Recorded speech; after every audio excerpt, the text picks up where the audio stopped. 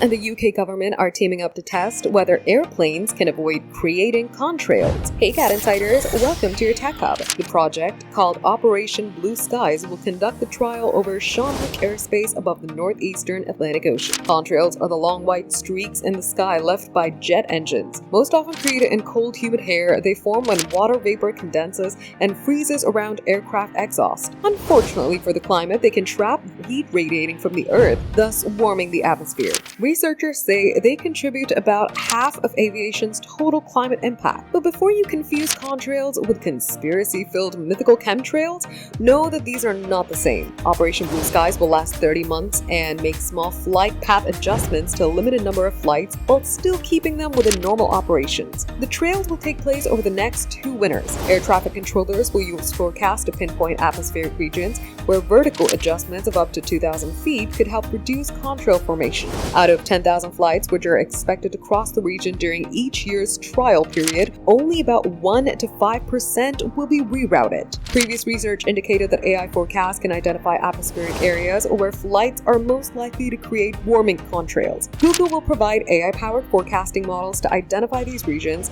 and use satellite imagery and machine learning to help measure the results. The company says it's contributing £1.4 million pro bono. Meanwhile, the UK government will provide over £5 million budget for this. NATS, the UK's air navigation provider, will handle the operational side, and Contrails.org, the Met Office, Imperial College London, and the University of Cambridge are also involved. For more updates, subscribe to GadInsider, like and share the video, and don't forget to press the bell icon so you never miss any update.